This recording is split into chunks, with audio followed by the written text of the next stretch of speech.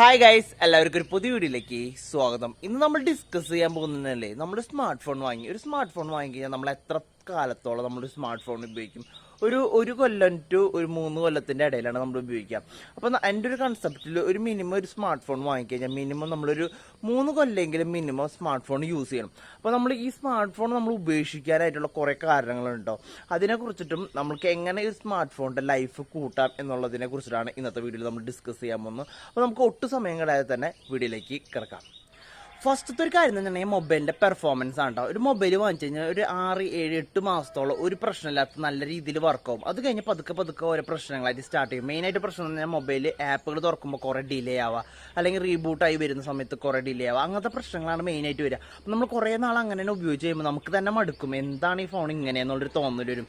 അപ്പോൾ നമുക്ക് ചെയ്യേണ്ട ഒരു ഫസ്റ്റ് കാര്യം എന്നുണ്ടെങ്കിൽ ഇതിനായിട്ട് ചെയ്യേണ്ടത് നമ്മൾ കുറേ ആപ്പുകൾ ഇൻസ്റ്റാൾ ചെയ്യില്ലേ. അപ്പോൾ നമുക്ക് ആവശ്യമുള്ള ആപ്പുകൾ മാത്രം ഉപയോഗിക്കുക. പിന്നെ അത് കഴിഞ്ഞിട്ടുണ്ടെങ്കിൽ എല്ലാത്തിൻ്റെ ലൈറ്റർ ആപ്പുകൾ മാക്സിമം ഉപയോഗിക്കുക. കാരണം നമുക്ക് ഫേസ്ബുക്കിൻ്റെ ലൈറ്റ് ആപ്പ് ഉണ്ട്, ഫേസ്ബുക്ക് മെസ്സഞ്ചറിൻ്റെ ലൈറ്റ് ഉണ്ട്, പിന്നെ അത് കഴിഞ്ഞിട്ടുണ്ടെങ്കിൽ ഇൻസ്റ്റാഗ്രാമിൻ്റെ ലൈറ്റ് ആപ്പുകളുണ്ട്. അങ്ങനത്തെ ആപ്പുകൾ കൂടുതൽ ഉപയോഗിച്ച് കഴിഞ്ഞിട്ടുണ്ടെങ്കിൽ നമ്മുടെ മൊബൈലിൻ്റെ പെർഫോമൻസ് വലിയ രീതിയിൽ നമുക്ക് കൺട്രോൾ ചെയ്യാൻ സാധിക്കും. പിന്നെ ഒരു കാര്യം തന്നെ, നമ്മുടെ മൊബൈലിൻ്റെ ഫാക്ടറി സെറ്റിങ്സ് എന്നൊരു കാര്യം കേട്ടിട്ടുണ്ടായിരിക്കും. നമ്മുടെ മൊബൈലിൽ എല്ലാ ഡാറ്റാസും കളഞ്ഞിട്ട് മൊബൈലിനെ പുതിയതാക്കുന്നത്.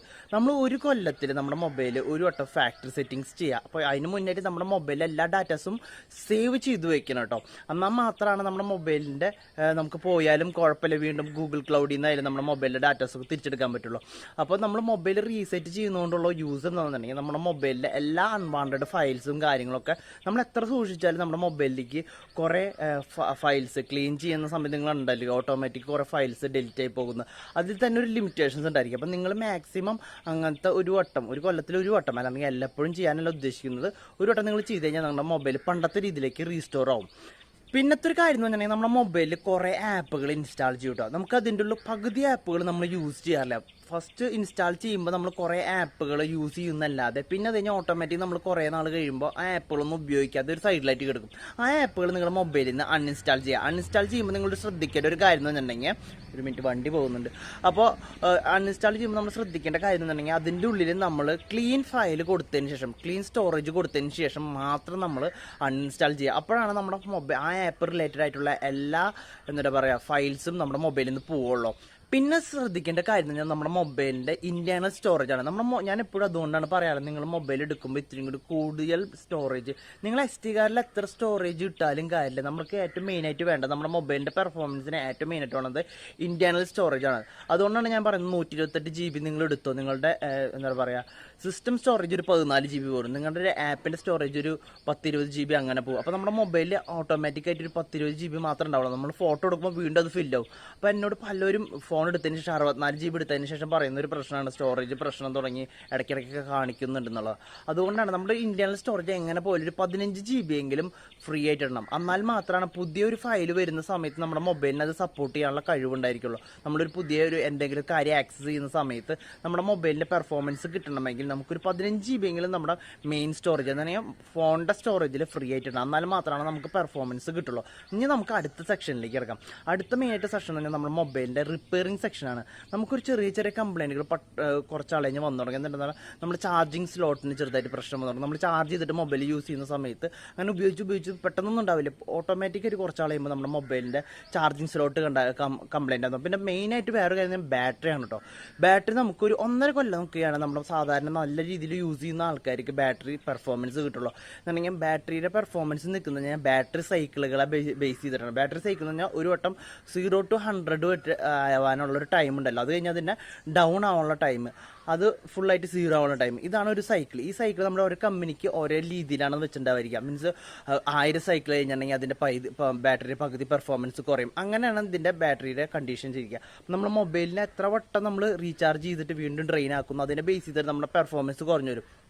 സാധാരണ ഒരു ഹെവി യൂസറൊക്കെ ആണെങ്കിൽ 1.5 കൊല്ലം കഴിയുമ്പോൾ തന്നെ ബാറ്ററി ഒരു ചത്ത അവസ്ഥയിലേക്ക് മാറും.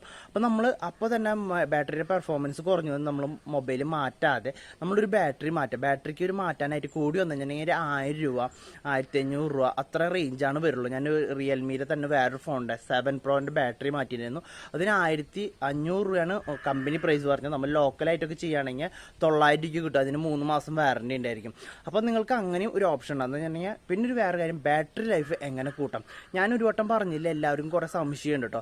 ഞാനൊരു വട്ടം പറഞ്ഞിട്ടുണ്ടായിരുന്നു ബാറ്ററി ലൈഫ് കിട്ടാനായിട്ട് നമ്മൾ 15നും 90നും മേലേക്കും മാത്രം ചെയ്യാൻ പാടുള്ളൂ, എന്ന് പറഞ്ഞാൽ 100%ലേക്ക് എത്തിക്കാൻ പാടില്ല എന്ന് പറഞ്ഞിട്ടുണ്ടായിരുന്നു.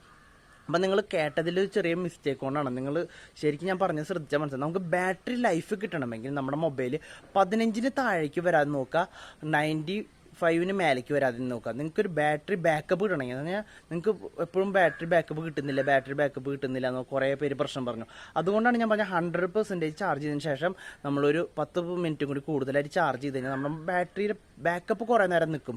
ബാറ്ററി ലൈഫ് എന്ന് പറഞ്ഞാൽ വേറൊരു കാര്യമാണ്. നമുക്ക് ഈ പെർഫോമൻസ് ലോങ് ടൈമായിട്ട് കിട്ടാനായിട്ട് ഈ ബാറ്ററി ലൈഫ് എന്ന് ഉദ്ദേശിക്കുന്നത്. അപ്പോൾ നമുക്ക് ഓവറായിട്ട് നമ്മുടെ മൊബൈലിലേക്ക് പവർ കൊടുത്തു കഴിഞ്ഞാൽ ബാറ്ററി ലൈഫ് കുറഞ്ഞു വരികയാണ്. അതാണ് ഞാൻ പറഞ്ഞത് ഉദ്ദേശിച്ചത്. അപ്പോൾ കുറേ പേർക്ക് അത് ഞാൻ മനസ്സിലാക്കി കൊടുത്തിട്ടുണ്ട്. അപ്പോൾ അറിയാത്തവർക്ക് വീണ്ടും മനസ്സിലായി എന്ന് വിചാരിക്കുന്നു. ഇന്നത്തെ ഒരു കാര്യം എന്ന് പറഞ്ഞാൽ നമ്മുടെ മൊബൈൽ യൂസ് ചെയ്യുന്ന കണ്ടീഷൻസ് ആണ്. നമ്മൾ എക്സ്ട്രീം കോൾഡ് കണ്ടീഷനിലും എക്സ്ട്രീം ഹോട്ട് കണ്ടീഷനിലും മൊബൈൽ യൂസ് ചെയ്യാൻ പാടില്ല. ഇപ്പോൾ നമ്മൾ പറയില്ല, കാറിൽ ഡ്രൈവ് ചെയ്തുകൊണ്ടിരിക്കുന്ന സമയത്ത് നമ്മൾ ഒരിക്കലും അതിൻ്റെ ഡാഷ്ബോർഡിൽ വെച്ച് കഴിഞ്ഞാൽ നല്ല സൺലൈറ്റ് അടിച്ച മൊബൈലിൻ്റെ വേഗത്തിൽ രീതിയിൽ കംപ്ലൈൻറ്റ് വരാനുള്ള ചാൻസ് ഉണ്ട്. പിന്നെ ഒരു കാര്യം, നമ്മൾ ഒരു വർക്ക് ചെയ്യുന്ന ഒരു ഹോട്ട് ഏരിയയിൽ വർക്ക് ചെയ്തുകൊണ്ടിരിക്കുക. അപ്പോൾ നമ്മുടെ മൊബൈൽ നമ്മുടെ പോക്കറ്റിൽ വെച്ച് വർക്ക് ചെയ്യുന്ന സമയത്ത് നമ്മുടെ മൊബൈലിനെ വളരെ രീതിയിൽ ഇഫക്റ്റ് ചെയ്യും. ബാറ്ററീനെ ആയിക്കോട്ടെ, സർക്യൂട്ട് ബോർഡിനെ ആയിക്കോട്ടെ. പിന്നെ വരുന്നത് വാട്ടറിൻ്റെ കണ്ടീഷൻ അല്ലെങ്കിൽ മോയ്സ്ചറിൻ്റെ കണ്ടീഷൻ. നമ്മുടെ മൊബൈൽ എത്ര IP റേറ്റിംഗ് ഉണ്ടെങ്കിൽ തന്നെ ഒരു മഴക്കാലത്ത് നമ്മൾ മൊബൈൽ പിടിച്ച് പുറത്ത് നടക്കുന്ന സമയത്ത് നമ്മുടെ മൊബൈലിൻ്റെ ഉള്ളിൽ ഈർപ്പം തൊട്ടിട്ട് പെട്ടെന്ന് തന്നെ ഡിസ്പ്ലേക്കൊക്കെ കംപ്ലൈൻറ്റ് വരും. പെട്ടെന്ന് നമുക്ക് ഡിസ്പ്ലേ കംപ്ലൈൻറ്റ് വന്നില്ല എന്ന് വരാം. പെട്ടെന്ന് നമ്മുടെ കൂടുതലായിട്ട് മോയ്സ്ചർ കണ്ടെയ്ൻ ചെയ്ത് നമ്മുടെ സർക്യൂട്ടിന് തന്നെ പ്രശ്നം ഉണ്ടായിരിക്കും. അപ്പോൾ നിങ്ങൾ എന്താ ചെയ്യേണ്ടത്, നിങ്ങളൊരു എന്താ പറയുക, നിങ്ങളൊരു മഴയത്ത് യൂസ് ചെയ്യുകയാണെങ്കിൽ ഒരു കവർ വാങ്ങിച്ചിട്ട് അതിൻ്റെ ഉള്ളിൽ ഇട്ടിട്ട് നമ്മൾ കൊണ്ട് നടക്കായിരിക്കും ഏറ്റവും ബെറ്റർ. നമ്മൾ യുവാക്കൾ മാക്സിമം അങ്ങനെ ചെയ്യില്ലെങ്കിൽ തന്നെ നമ്മൾ അങ്ങനത്തെ ഒരു ഹാബിറ്റ് വളർത്തിയെടുക്കണം. എന്നാൽ തന്നെയാണ് നമ്മുടെ മൊബൈലിൻ്റെ പെർഫോമൻസ് കിട്ടുള്ളൂ. അങ്ങനെ മൊബൈലിൽ കുറേ അങ്ങോട്ട് ഹീറ്റ് ആവുകയും കുറേ അങ്ങോട്ട് കോൾഡ് ആയി കഴിഞ്ഞിട്ടുണ്ടെങ്കിൽ മൊബൈലിന് തന്നെ വലിയ രീതിയിലുള്ള ഡാമേജ് വരുത്താനുള്ള സാധ്യത നമുക്ക് കാണുന്നുണ്ട്. പിന്നത്തെ ഒരു കാര്യം എന്ന് പറഞ്ഞാൽ മൊബൈലിൻ്റെ പ്രൊട്ടക്ഷനാണ് കേട്ടോ. ഒരു മൊബൈൽ വാങ്ങുമ്പോൾ ഏറ്റവും അത്യാവശ്യമുള്ള 2 കാര്യങ്ങളാണ്. ഒന്ന് സ്ക്രീൻ ഗാർഡും പിന്നെ ഒരു ബാക്ക് കേസും എന്തായാലും നിങ്ങൾ നിർബന്ധമായിട്ട് യൂസ് ചെയ്യണം. പിന്നെ നമ്മളൊരു കാര്യം, ഒരു മൊബൈൽ വാങ്ങിച്ചാൽ നമ്മളെല്ലാവരും കാണിക്കാൻ വേണ്ടിയിട്ട് മൊബൈലിന് ബാക്ക് കവർ ഒന്നും ഇല്ലാണ്ട് നമ്മൾ കൊണ്ടു നടക്കും. ബട്ട് നമുക്കൊരു 6 മാസം 7 മാസം വരുമ്പോൾ നമ്മൾ എത്ര ഗൊറില്ല ഗ്ലാസ് ഉണ്ടെന്ന് പറഞ്ഞിട്ടും കാര്യമില്ല, ബാക്കിൽ സ്ക്രാച്ചസ് വീഴും. ഇൻ കേസ് നിലത്ത് വീണ് കഴിഞ്ഞാൽ മൊബൈൽ പൊട്ടും ചെയ്യും. അപ്പോൾ നിങ്ങൾ ചെയ്യേണ്ട കാര്യം പറഞ്ഞാൽ ഭംഗി കുറഞ്ഞു കഴിഞ്ഞാൽ നമുക്ക് മൊബൈലിനോട് ഓട്ടോമാറ്റിക് ഒരു ഇഷ്ടം കുറഞ്ഞു വരും. അതിന് ബാക്കിലുള്ള തിളക്കും കാര്യങ്ങളൊക്കെ ഇത്തിരി സ്ക്രാച്ചസ് ഒക്കെ വന്നു, അവിടെ പാടുകളൊക്കെ വീണ് കഴിഞ്ഞാൽ നമുക്ക് തന്നെ തോന്നും മൊബൈൽ പഴതായി എന്നുള്ള കാര്യം. അപ്പോൾ നിങ്ങളൊരു പുറത്തേക്ക് പോകുന്ന സമയത്ത് നിങ്ങൾ വല്ല ഫംഗ്ഷനൊക്കെ പോകുന്ന സമയത്ത് നിങ്ങൾ ബാക്ക് കവർ ഊരിയിട്ട് കൊണ്ടുപോയിക്കിട്ട് തിരിച്ചു വരുമ്പോൾ വീണ്ടും ബാക്ക് കവർ ഇട്ട് നിങ്ങൾ ലോക്കൽ യൂസിന് ഫുള്ള് ബാക്ക് കവർ യൂസ് ചെയ്യുക. സ്ക്രീൻ ഗാർഡിൻ്റെ യൂസ് പറഞ്ഞാൽ നമ്മൾ മൊബൈൽ പെട്ടെന്ന് അങ്ങനെ നിലത്തേക്ക് വീണെന്ന് വിചാരിച്ചോ, പെട്ടെന്ന് നമ്മുടെ സ്ക്രീനിലേക്ക് ആയിരിക്കും ഇഫക്റ്റ് ചെയ്യുക. എന്നാൽ നമ്മൾ മൊബൈൽ വീഴുമ്പോൾ ഇങ്ങനെ ആയിരിക്കും വീണ് കഴിഞ്ഞിട്ടുണ്ടെങ്കിൽ നമ്മുടെ എഡ്ജസ് പൊട്ടാനുള്ള നല്ല ചാൻസ് ആണ്. എഡ്ജസ് പൊട്ടിക്കഴിഞ്ഞാൽ ഒരു ലൈനായിട്ട് പിന്നെ പൊട്ടി തുടങ്ങും. അപ്പോൾ ആ കാര്യങ്ങൾ നിങ്ങൾ ശ്രദ്ധിക്കുക. അപ്പോൾ നിങ്ങൾ പിന്നെ ഒരു കാര്യം ഉണ്ടോ, നിങ്ങൾ ലോക്കലായിട്ട് ഇപ്പോൾ നിങ്ങൾ പുറത്തൊക്കെ പഠിക്കുന്ന ആൾക്കാരൊക്കെയാണെങ്കിൽ നിങ്ങൾക്ക് മനസ്സിലാവും. ഈ ചെന്നൈയിലായിക്കോട്ടെ ബോംബെയിലായിക്കോട്ടെ എവിടെ പോയാലും നിങ്ങൾക്ക് 50 രൂപയ്ക്കൊക്കെ സ്ക്രീൻ ഗാർഡ് ചെറുത് റോഡ് സൈഡിലൊക്കെ ഇരുന്ന് വിൽക്കണ്ടായിരിക്കും, പൊട്ടയ്ക്ക് കവർ എന്നൊക്കെ പറഞ്ഞിട്ട്. അപ്പോൾ അങ്ങനത്തെ സ്ക്രീൻ ഗാർഡുകൾ മാക്സിമം യൂസ് ചെയ്യാതിരിക്കുക. മാക്സിമം എഡ്ജ് ടു എഡ്ജ് ഒരു 250 രൂപ 300 രൂപ റേഞ്ചിലുള്ള സ്ക്രീൻ ഗാർഡുകൾ യൂസ് ചെയ്യുക. പിന്നെ നമുക്ക് മൊബൈലിനൊപ്പം കിട്ടുന്ന TPU കേസ് ഉണ്ടല്ലോ, അത് നമ്മൾ ടെമ്പററി ആയിട്ട് മാത്രം യൂസ് ചെയ്യുക. നമുക്ക് അത് കഴിഞ്ഞിട്ട് ഓൺലൈനിൽ നിന്നോ സ്റ്റോറിൽ നിന്നോ ലോക്കൽ സ്റ്റോറിൽ നിന്നോ നിങ്ങൾ നല്ല ഹാർഡ് റബ്ബറിൻ്റെ ബാക്ക് കേസ് യൂസ് ചെയ്യുക. അപ്പോൾ നിങ്ങൾക്ക് നല്ല പെർഫോമൻസ് നിങ്ങൾക്ക് മൊബൈലിന് കിട്ടും. ഇൻ കേസ് പെർഫോമൻസ് എന്ന് ഉദ്ദേശിച്ച് കഴിഞ്ഞാൽ കുറച്ചുകൂടി നാളെ ലോങ് ലാസ്റ്റിംഗ് ആയി കിട്ടും. ഇൻ കേസ് പെട്ടെന്ന് അങ്ങനെ കയ്യിൽ നിന്ന് വീഴുകയാണെങ്കിൽ ആദ്യത്തെ ഒരു 3-4 മാസം ഒരിക്കലും നമ്മുടെ മൊബൈലിൽ കയ്യിൽ നിന്ന് വീഴില്ല. ബട്ട് അത് കഴിഞ്ഞിട്ടുണ്ടെങ്കിൽ നമ്മുടെ മൊബൈലിൻ്റെ കെയർലെസ് യൂസ് കാരണം നമുക്ക് ഓട്ടോമാറ്റിക് മൊബൈലിൽ നിന്ന് കയ്യിൽ നിന്ന് വീഴും. അപ്പോൾ നിങ്ങൾ ഈ 2 കാര്യങ്ങൾ കൺഫേം ആയിട്ട് യൂസ് ചെയ്യണം. എന്നോട് എല്ലാവരും ചോദിക്കുന്നു, നമ്മുടെ ലെൻസിന് അല്ലെങ്കിൽ നമ്മുടെ ക്യാമറയ്ക്ക് പ്രൊട്ടക്ഷൻ ഗ്ലാസ് യൂസ് ചെയ്തില്ലെങ്കിൽ കുഴപ്പമില്ല, നല്ലൊരു ബാക്ക് കേസ് യൂസ് ചെയ്യുമ്പോൾ തന്നെ ഓട്ടോമാറ്റിക്കായി പൊന്തി നിൽക്കും. അപ്പോൾ നമുക്ക് ക്യാമറയ്ക്ക് പെട്ടെന്ന് ഇഫക്റ്റ് ഒന്നും ചെയ്യില്ല, സ്ക്രാച്ചസും കാര്യങ്ങളൊന്നും വീഴില്ല. നിങ്ങൾ എന്തായാലും എന്ത് ഗൊറില്ല ഗ്ലാസ് എന്ന് പറഞ്ഞാലും ഞാൻ പറഞ്ഞ മാതിരി എന്തായാലും ഒരു പ്രൊട്ടക്റ്റീവ് കവർ എന്തായാലും യൂസ് ചെയ്യണം. പിന്നെ ഒരു കാര്യം തന്നെ, നമ്മുടെ മൊബൈൽ ഉണ്ടല്ലോ, ഒരു ദിവസത്തിൽ നമ്മൾ ഉപയോഗിക്കുന്ന ഒരു മിനിമം 4 to 5 മണിക്കൂർ മാക്സിമം എല്ലാവരും നമ്മുടെ കയ്യിൽ മൊബൈൽ ഉണ്ടായിരിക്കും, അല്ലെങ്കിൽ യൂസ് ചെയ്യുന്ന ആൾക്കാരായിരിക്കും. ഒരു ഗ്ലോബൽ കണക്കാണ് കേട്ടോ ഞാൻ പറഞ്ഞത്. അത്യാവശ്യം ഒരു യങ്സ്റ്റേഴ്സ് നമ്മുടെ മൊബൈൽ യൂസ് ചെയ്യുന്ന ഒരു ആവറേജ് കണക്ക് 4 to 5 മണിക്കൂറാണ്. അപ്പോൾ നമ്മൾ മൊബൈൽ യൂസ് ചെയ്യുമ്പോൾ കാര്യം ശ്രദ്ധിക്കണത് തന്നെയാണ്, നമ്മൾ ഒരിക്കലും മൊബൈൽ ചാർജ് ചെയ്തിട്ട് ഉപയോഗിക്കാതിരിക്കുക. അപ്പോൾ കുറേ പേര് പറയും ചാർജ് ചെയ്ത് ഉപയോഗിക്കുന്നുണ്ട്, പ്രശ്നമൊന്നുമില്ല, ഞാൻ അങ്ങനെ ഉപയോഗിക്കാറുണ്ട്. ഗെയിം ഞങ്ങൾ കളിക്കാറില്ല, വെറുതെ പാട്ടൊക്കെ കേൾക്കാൻ വേണ്ടി കുത്തിയിട്ടിട്ട് നമ്മൾ ചാർജ് ചെയ്യുന്നുണ്ട്. അപ്പോൾ പാട്ടൊക്കെ കേൾക്കാറുണ്ട്, അതൊന്നും കുഴപ്പമില്ല ചേട്ടാന്ന്. അപ്പോൾ നമ്മൾ എപ്പോഴും ശ്രദ്ധിക്കേണ്ട കാര്യം, നമ്മുടെ മൊബൈലിൻ്റെ ഒന്നാമത്തെ രീതിയിൽ നമ്മൾ ചാർജ് ചെയ്യുമ്പോൾ നമ്മുടെ മൊബൈൽ ഹീറ്റ് ആവണം. ബാറ്ററിക്ക് നമ്മൾ ലോഡ് കൊടുക്കുകയാണ്. അങ്ങനെ ഫാസ്റ്റ് ചാർജിങ് ആയതുകൊണ്ട് കൂടുതൽ ലോഡ് കൊടുക്കുമ്പോഴാണ് നല്ല സ്പീഡിൽ ചാർജ് ചെയ്യുള്ളൂ. അത് എല്ലാവർക്കും മനസ്സിലാവുമല്ലോ. അപ്പോൾ നമ്മൾ കൂടുതലായിട്ട് ആ സമയത്ത് വേറൊരു ആക്ടിവിറ്റിയും കൂടി ചെയ്ത് കഴിഞ്ഞാൽ നമ്മൾ മൊബൈലിനെ വേറെ രീതിയിൽ നല്ല രീതിയിൽ ഇഫക്റ്റ് ചെയ്യും. അപ്പോൾ നമ്മുടെ മൊബൈലിൻ്റെ പെർഫോമൻസിനായിക്കോട്ടെ, നമ്മുടെ മൊബൈലിൻ്റെ സിസ്റ്റത്തിന് ഓട്ടോമാറ്റിക് സ്ലോ ആവും, അല്ലെങ്കിൽ CPU നമുക്ക് ഓൾറെഡി സ്ലോ ആക്കണം. ഹീറ്റ് കൂടുന്നതിനനുസരിച്ച് നമുക്ക് കുറേ നാൾ കഴിയുമ്പോൾ നമുക്ക് പെർഫോമൻസും കുറഞ്ഞു വരും. അപ്പോൾ എത്ര വലിയ പ്രൊസസ്സർ ആയിക്കോട്ടെ, നമ്മുടെ ഇങ്ങനെ ഹീറ്റ് കൂടിക്കഴിഞ്ഞാൽ നമ്മുടെ മൊബൈലിൻ്റെ പ്രൊസസ്സറുകൾക്ക് എല്ലാതിനും കംപ്ലൈൻറ്റ് തന്നെയാണ്. അപ്പോൾ നിങ്ങൾ മാക്സിമം നിങ്ങൾ ചാർജ് ചെയ്യുന്ന സമയത്ത് ഒരു അരമണിക്കൂറല്ലേ ഒരു ചാർജ്, അല്ലെങ്കിൽ ഒരു 60-70 മിനിറ്റിൻ്റെ ഉള്ളിൽ നമുക്ക് ഓട്ടോമാറ്റിക് ഒരു 90 അല്ലെങ്കിൽ 80% ചാർജ് ആവും ഇപ്പോൾ ഫാസ്റ്റ് ചാർജിങ് ഉള്ള സമയത്ത്. അപ്പോൾ നിങ്ങൾ ഒരിക്കലും അത് സമയം ഒന്ന് വെയിറ്റ് ചെയ്യാൻ നിങ്ങളൊരു മനസ്സ് ഉണ്ടാവുക.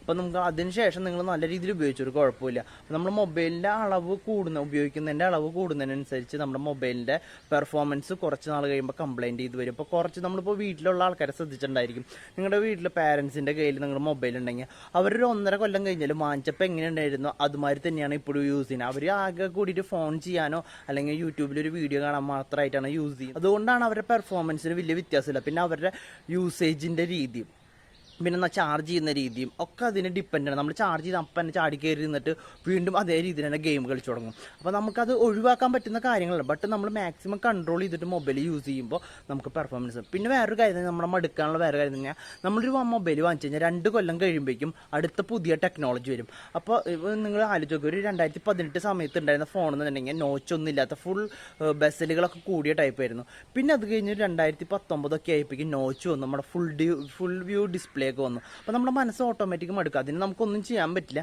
നമ്മൾ വാങ്ങുമ്പോൾ ഏറ്റവും കാശ് കുറവ് അല്ലെങ്കിൽ ഒരു ബഡ്ജറ്റിൽ വാങ്ങാൻ ആഗ്രഹിക്കുന്ന ആൾക്കാർക്ക് ഏറ്റവും കൂടുതൽ സ്പെസിഫിക്കേഷൻസ് ഉള്ള മൊബൈൽ വാങ്ങാൻ ട്രൈ ചെയ്യുക. എന്നുണ്ടെങ്കിൽ അപ്പം ഇറങ്ങുന്നതിൽ പഴയ മോഡൽ, ഇപ്പോൾ നിങ്ങൾ ലേറ്റസ്റ്റ് ആയിട്ട് മൊബൈൽ വാങ്ങാനും ഉദ്ദേശിക്കുന്ന ആൾക്കാരാണെങ്കിൽ റീസെൻ്റ് ആയിട്ട് റിലീസായിട്ടുള്ള അല്ലെങ്കിൽ ഒരു കൊല്ലം പഴയ മൊബൈൽസ് ഒന്നും വാങ്ങാണ്ടിരിക്കുക. റീസെൻ്റ് ആയിട്ട് ഒരു 6 മാസത്തിൻ്റെ ഉള്ളിൽ റിലീസ് ചെയ്തോ അല്ലെങ്കിൽ ഒരു 3 മാസത്തിൻ്റെ ഉള്ളിൽ റിലീസായ ഫോണുകൾ വാങ്ങിച്ചു കഴിഞ്ഞിട്ടുണ്ടെങ്കിൽ നമുക്കൊരു 4 കൊല്ലം കഴിയുമ്പോഴേക്കും ആ മൊബൈലിൻ്റെ വാല്യൂ എപ്പോഴും കുറഞ്ഞിട്ടുണ്ടായിരിക്കില്ല. നമ്മളൊരു 2 കൊല്ലം പഴയ മൊബൈൽ ഇപ്പോൾ കാശ് കുറവുണ്ടെന്ന് വാങ്ങിച്ചു കഴിഞ്ഞിട്ടുണ്ടെങ്കിൽ നമുക്ക് അത് കുറച്ച് കളയുമ്പോൾ ഓട്ടോമാറ്റിക് ഭയങ്കരമായിട്ട് സ്ലോ ആയി തുടങ്ങും. പുതിയ വരുന്ന സെറ്റിങ്സുകളൊന്നും സപ്പോർട്ട് ചെയ്യാണ്ട് വരും. അപ്പോൾ നിങ്ങൾ വാങ്ങുമ്പോൾ ഈ കാര്യം കൂടി ശ്രദ്ധിക്കുക. അപ്പോൾ ഞാൻ ഇന്നത്തെ വീഡിയോ നിങ്ങൾക്ക് കുറച്ച് യൂസ്ഫുൾ ആയെന്ന് ഞാൻ വിശ്വസിക്കുന്നു. അപ്പോൾ ഒരു പുതിയ വീഡിയോ ആയിട്ട് വരുന്നവരെ വെയിറ്റ് ചെയ്യുക. Thank you for watching.